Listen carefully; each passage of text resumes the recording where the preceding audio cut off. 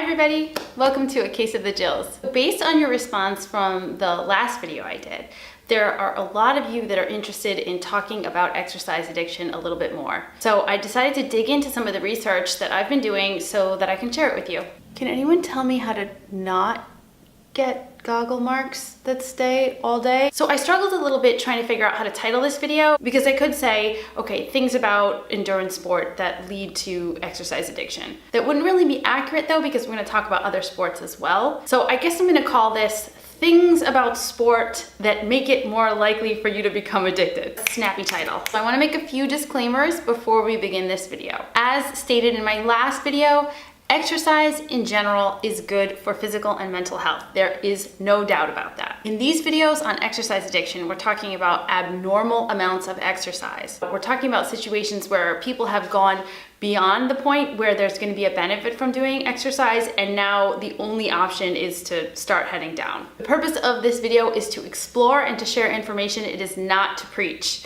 Remember, I am not a therapist. I'm just a student and I'm sharing what I've learned, so hopefully it can help you too. And let's also remember that exercise addiction is a behavioral addiction. It can occur whether your sport is running or bodybuilding or bobsledding. If the perfect storm of elements are present, it's possible for you to become addicted to your sport. And last thing I just want to say is that in a vacuum, none of the things that I'm going to talk about are bad. There's no such thing as bad or good here. It's just that all of these elements together, plus having the sort of mindset that would predispose a person for exercise addiction, leads to a case where a person is at very high risk of becoming addicted. We're not trying to demonize any of this. This is about awareness, not fear. So let's just hash through some of the aspects. Specifically talking about endurance sport, because most of the activity is done at a moderate pace. We're talking under ventilatory and lactate threshold. This is kind of like a magic zone for endurance sports. This is where you find the most mood enhancing benefits and the most suppression of the kind of like negative mental aspects. This comes from a study by Bernstein and McNally. In the last video, I was like reading off all the names of the studies. It's probably a little bit beyond the scope here, but if you're interested, I can link everything below. You have a greater amount of time where you're going to be in that happy zone, and of course, that's gonna make you wanna go back there as much as you possibly can. The second aspect of endurance sport that can precipitate an exercise addiction is the fact that there is a calorie burn or a perceived calorie burn, which for many people is a compelling reason to want to continue doing the sport. People tend to feel like they found some kind of magic bullet where they can do a lot of exercise and are free to eat whatever they want. This is especially compelling for people who came into endurance training for the purposes of weight control. You can find more about this in a study by Noguera et al. Basically, this becomes a perilous position to be in.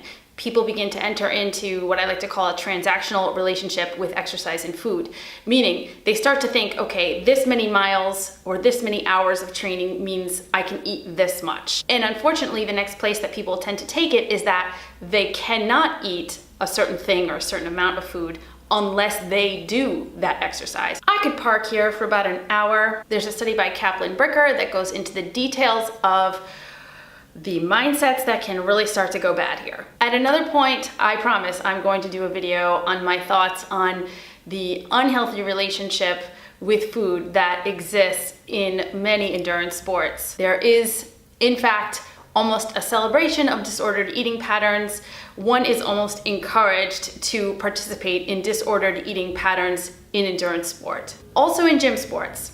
Sorry. Whether you call it a recovery meal or if it's a post-race binge breakfast or if it's a post-competition celebration meal or a cheat day, this transactional relationship with food and sport really is a hot button issue, and I promise we're going to dedicate more time to it.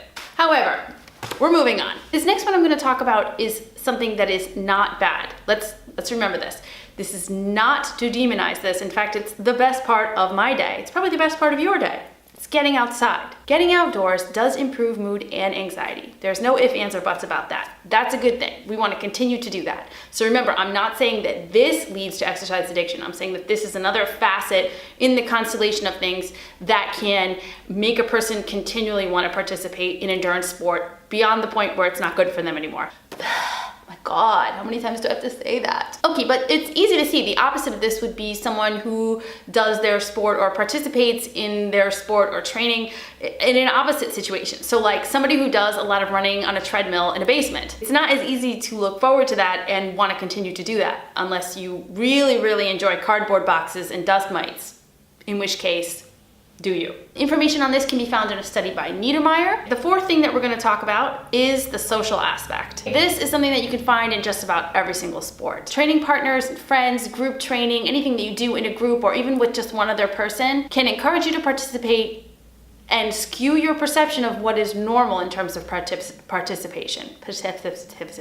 You can find more information about this in a study by Buck, Spittler, and Reed. In some cases, our training partners can actually enable the addictive behaviors. Being part of a group can give you a very powerful sense of belonging, especially for people who don't normally feel that. Being part of a group or perceiving yourself to be part of a group where there is some social cachet, whether you really want to be tagged as being part of that group, it gives you a sense of purpose or pride being associated with that group. That can be really compelling for people, especially where it's like something kind of like weird, you know, like ultra running or triathlon or something that really gets a lot of like oohs and ahs socially. The other part of this, like I said before, is that the people that you're training with give you sort of an unrealistic context for things. How many of us who are endurance athletes have gotten to a point where we think like, oh yeah, it's okay to do this amount of training because this is what everyone else around me is doing. You can easily lose sight of the fact of what's normal